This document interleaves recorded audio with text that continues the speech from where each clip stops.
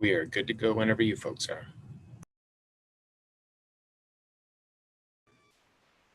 All right, a call to order the Communications Advisory Commission meeting today, December 7th, 2020. I guess second item on the agenda, approval of the agenda. So moved. Second. All in favor of approving the agenda, say aye. Aye. All opposed, say nay. All right, agenda has been approved. Third item on the agenda, approval of minutes. Can I get a motion? Motion to approve. Second?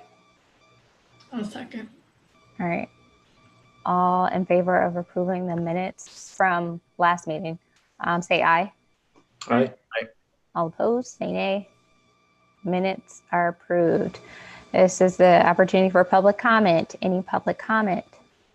We have some public comment tonight. So Josh Amberger, who's the president of Think Iowa City, is on with, had some remarks that he wanted to make. So I will turn it over to Josh. Yeah, thank you, Nick. And thanks for giving me a few minutes here tonight to visit with all of you. And don't mean to ambush your meeting, but it's for really the best possible reason. For several years now, Think Iowa City, Think Coralville, Think North Liberty, that essentially the Convention and Visitors Bureau has awarded 10 of the best and brightest in our community with a Bravo Award at our annual luncheon. These awards are nominated and voted by our staff and the leadership of our organization here for North Liberty, Coralville, and Iowa City. And they're a pretty special part of our annual presentations, and we work very hard to actually keep them very secret until they're awarded in front of a very large community group. This year, we had to do things differently, understandably. Our Bravo Awards acknowledge individuals in North Liberty, Coralville, Iowa City, and the entire community that work to make it a better place to live, to work, and to visit. They inspire the rest of us to work harder and notably contribute to the reason why we love this community as much as we do. These residents and leaders add an intangible quality to our area that makes it unlike any other place. They give us confidence in our people and pride in our workplaces, homes, and all of the places we frequent. Thanks to a very generous sponsorship by our friends at Midwest One Bank, each of our 10 annual award Bravo recipients are awarded with a $250 contribution to direct to the nonprofit of their choice. So it's now my pleasure to turn it over to Mayor Donahue for a very special presentation. Mayor? Thank you. Good evening, one and all. I am especially honored to provide this Bravo Award presentation this evening. That individual, Keisha Fields. Yeah, hide your face, that's all right. Keisha is the Inclusion and Equity Specialist for Johnson County. She started in this position just last January and has made important strides in improving the culture and departments through the county. She partners with departments and offices at the county to encourage a culture where everyone feels like they belong. Prior to this position, Keisha worked for Johnson County Public Health, assisting the efforts to prevent disease and promote health for Johnson County residents. I can't think of any two areas of work more important, especially during this year of 2020. Additionally, she serves on this important communications commission, which I'm very thankful, for the city of North Liberty, and has been a leader and volunteer for the North Liberty Blues and Barbecue event, and is a volunteer for Grow Johnson County. Keisha, thank you for everything that you do. You provide a lot of service to North Liberty and the county, and I'm especially grateful to have you on this commission for sure. So thank you, kiddo. Good job. Keisha, congratulations. We've never met. I've heard about you over the years, and I look forward to meeting you once we're through COVID, and maybe we can get coffee and catch up and learn a little bit more about each other. So we actually have a very nice glass award for you that's very pretty with your name on it there. And As I mentioned, thanks to our partners at Midwest One Bank, every award recipient annually, we're going to donate $250 in your name to the charity of your choice here this week. We appreciate all that you do, and I've heard that you do, and you were nominated by several people on our staff, so they know you and know of you, and appreciate what you do to make this community better. So thank you very much for all that you're doing, and you're welcome to say anything you want about Nick or Jillian. Now's the time because it's being recorded and we're going to put it out there to a bunch of people. Thank you. Most of you know I don't like to be publicly acknowledged. I like to stay behind the scenes. So I really, truly appreciate this. I'm just a normal person that's very passionate about people, and I love people, and I love doing what I can for people. So yeah, this is a lot. Well, don't worry. We'll let you go and get back to the business at hand. But on behalf of our organization and certainly the mayor and North Liberty, we really appreciate all that you do. Thank you. Have a good evening. Thanks, Nick, for the help.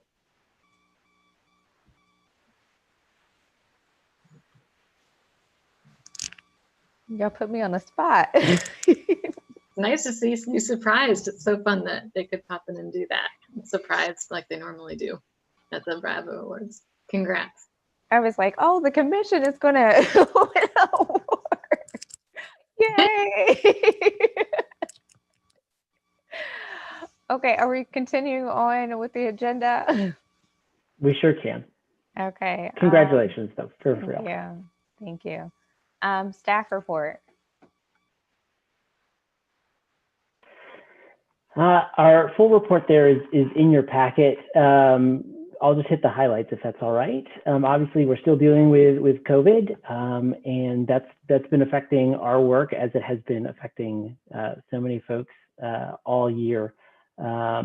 This helping try to amplify some of those public health messages, as well as how our operations here at the city have to be adjusted or change. Did some work with the project Better Together. That's the folks at Think Iowa City, the business partnership, the downtown district, and ICAD to do a little bit of messaging around Thanksgiving and encouraging folks to stay home on Thanksgiving and have those smaller Thanksgivings. We had a hand in that too. And we'll talk a little bit later, I think, about great neighborhoods. We'll just give you an update about that. You folks have been involved in that. That's been great.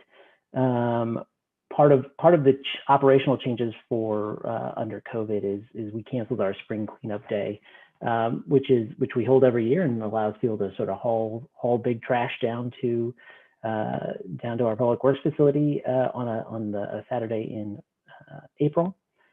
We didn't do that this year, and so we tried to come up with a plan that would at least approximate that.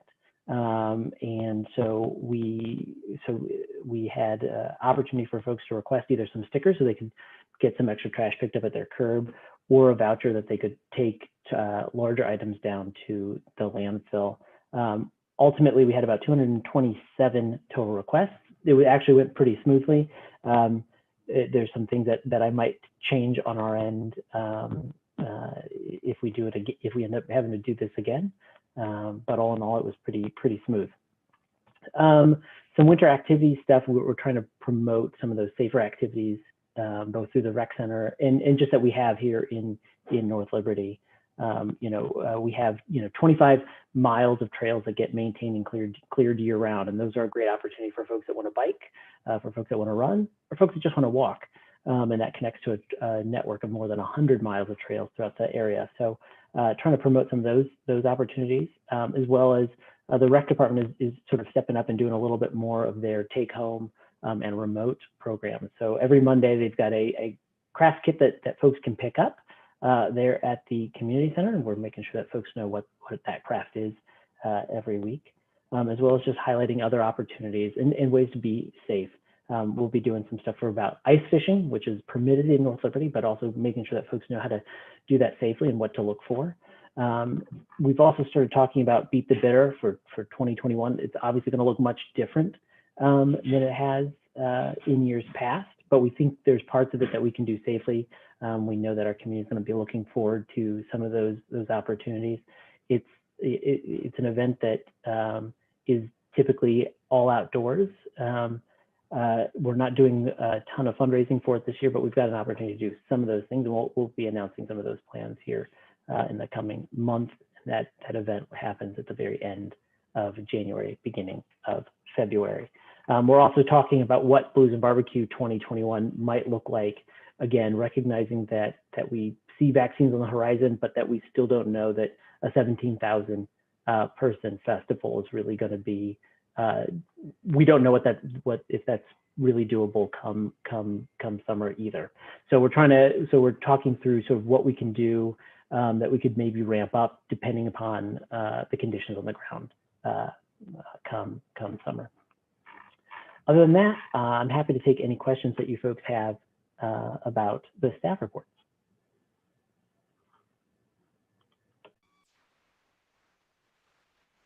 So are you still in like beginning plans for Beat the Bitter? Yeah, so we've got some outline plans, and maybe I'll throw this to Jillian to sort of talk about where we're at. We've got some more conversations that we need to have. There's some things that are, I think, a little more solid. For example, fireworks is something that we think we can do, but we can do outside and distanced. But some of we're not going to do kickball this year. We know that. We're sort of trying to figure out too what the winter games part, how exactly that's going to work.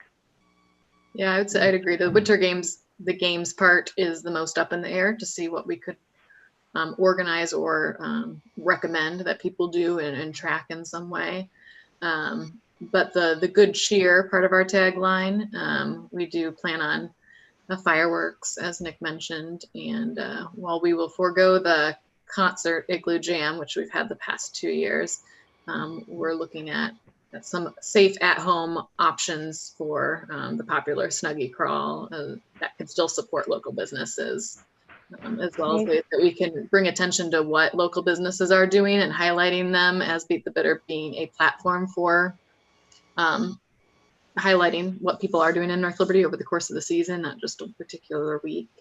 And we're also looking at maybe adding an addition of a socially distant kind of ice carving, ice walk option potentially in Penn Meadows Park that people could enjoy. I'm still working out all the details, so nothing's firm, but I would expect for sure by our next commission meeting to have had the schedule published or about to be.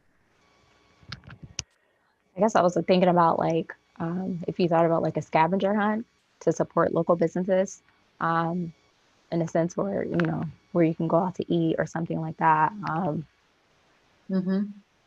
We have had the idea of bringing. We actually used to have a scavenger hunt around town for Beat the Bitter for several years, and then we kind of let that part drop off. But our committee has talked about revving some version of a scavenger hunt up again with that in mind. So I will put another vote on for that, and we'll continue to discuss the option with the committee for that. Yeah, I think one change that we've made this year is we've reduced our reliance on registered events. In the past, a lot of our events have required registration, whether that was for a kickball team or for broom ball.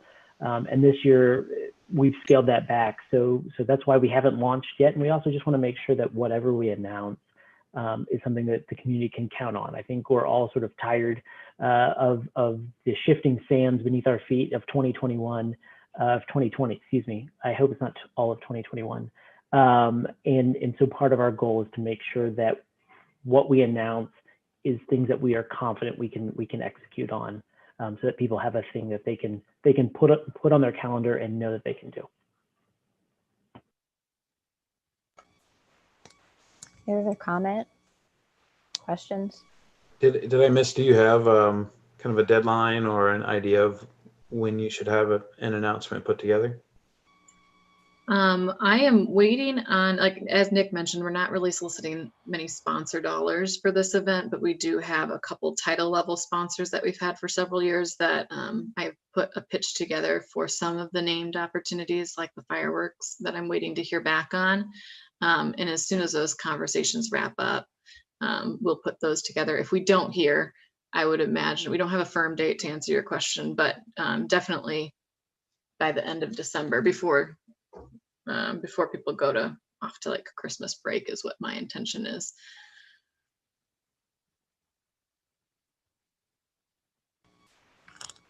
I know the downside is just not having as many in-person activities, but also think about, because a lot of times those tickets sell out so fast. This would give an opportunity for a lot more residents to participate. So Yeah, usually we would have already opened registration and sold a few of the events by now, because usually that's around Thanksgiving break. So. All right, anything else? But that's one of the things that we've talked about with sort of our virtual Snuggie Crawl, is that now we can do, right? We don't have to limit it based on actual occupancies. Anybody who wants to participate will be able to this time. And I finally will be able to participate. I'm talking about me. I was like, I've always it's always sold out by the time that I want to register. So yeah, I think people heart might skip a beat when the marketing starts off with good news. The Snuggie Crawl is unlimited participation this year, and it's like, oh. But yes, it should bring in some attention, especially for that particular virtual event, for some folks to then be in the know for the future when we can hopefully do it in person again. all right, anything else? Any other comments, questions? All right, moving on to the next agenda item, the Great Neighborhoods and Neighborhood Ambassadors. Yeah, so as you noted, you folks were involved in talking to all of those applicants, which was great, and we accepted 41. We've actually increased those numbers since then. After we announced that initial roster, we had a few more applications come in, and Jillian talked to those folks. So we're up to, I think it's 44 now. Is that correct, Jillian? We're at 45.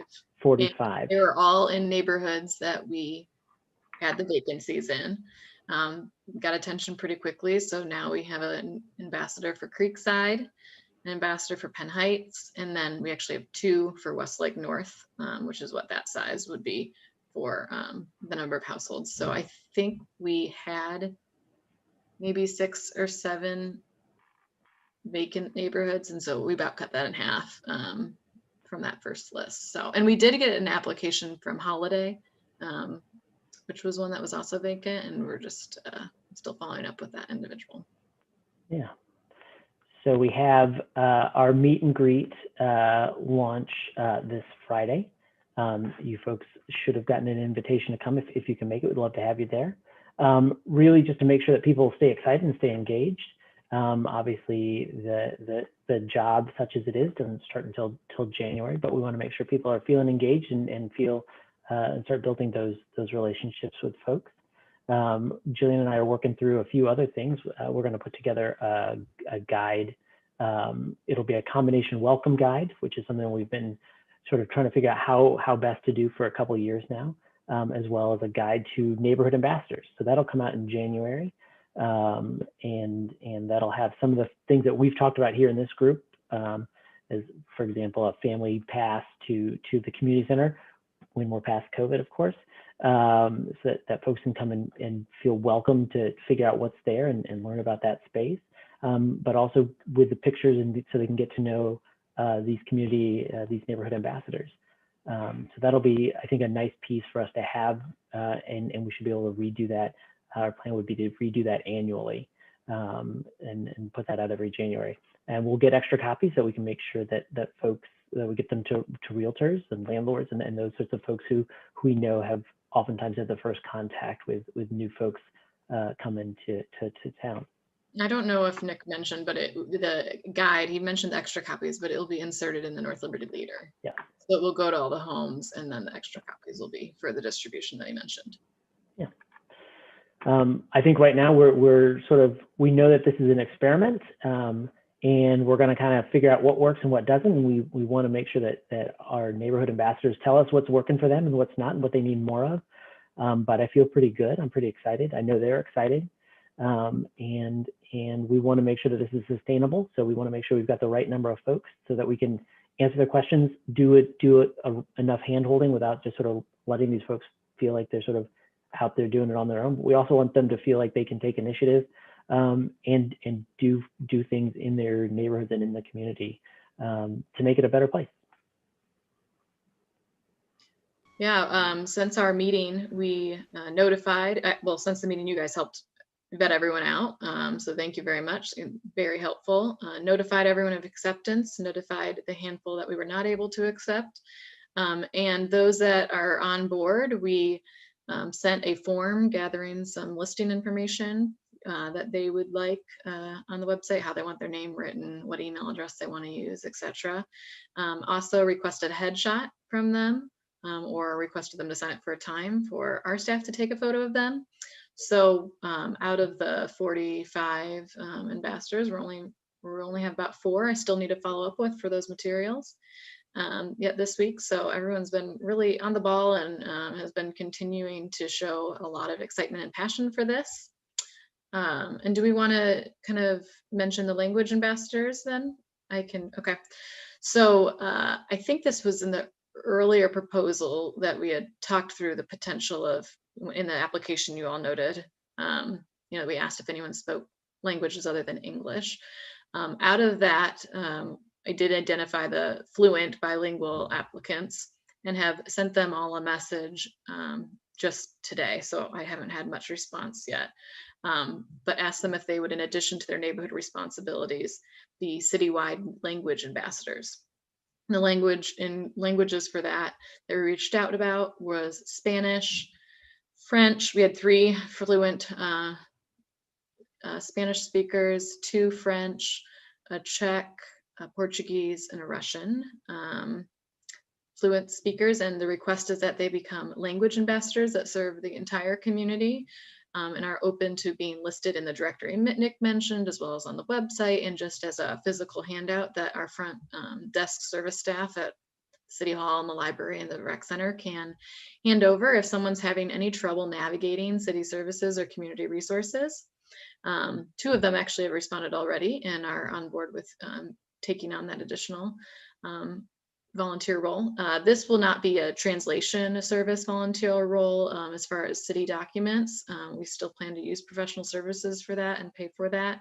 We're just looking for ambassadors to be open to being approachable and available to respond to phone calls, to help someone jump on the phone and talk through maybe what they're reading on the website or trying to sign up for. This will be also a work in progress, and my ask them is very much, let's try to build this together. This would be a great benefit for our community, and we'll continue to add languages as they become available. But those, I was really pleased with the variety of bilingual speakers that had applied in our pool. So we'll keep you updated on that, but we are trying to tackle that so that it could be also published in that guide because it will be an annual publication.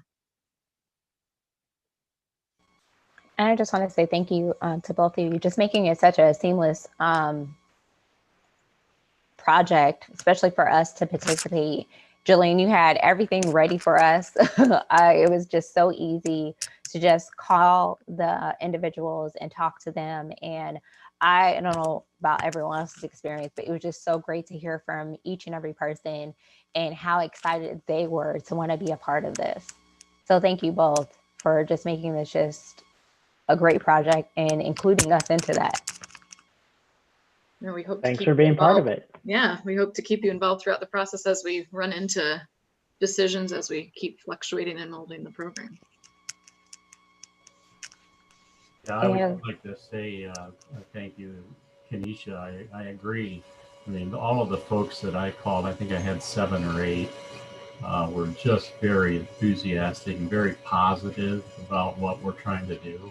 And they just thought this was going to be a wonderful program, and they absolutely wanted to be a part of it. So I thank you all, Jillian and Nick for putting this together. I think it's a great opportunity for the community to unite.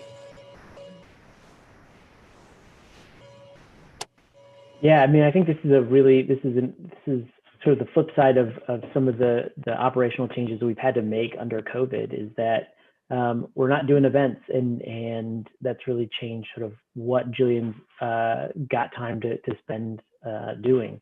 And it was an opportunity for us once we got through sort of virtual blues to sort of talk about what's next, because so it's been nice. That's one of the silver linings, I suppose, out of the pandemic, is that it has given us an opportunity to sort of reshuffle what our resources are committed to, because it's a weird year. Any other comments, questions? Okay, then we're going to move on the agenda. Old business. Any old business? New business? Adjournment? Motion to adjourn? Motion to adjourn. Any second? All right, all in favor of adjourning, say aye. Aye. All opposed? All right, meeting adjourned. Thank you, everyone. Thank Hope you. to see you on Friday's ambassador call if you can make it. Congrats again, Keisha. Thanks. Yeah, Yeah, congratulations. Bye-bye. Yeah, congratulations. Well deserved. Yeah.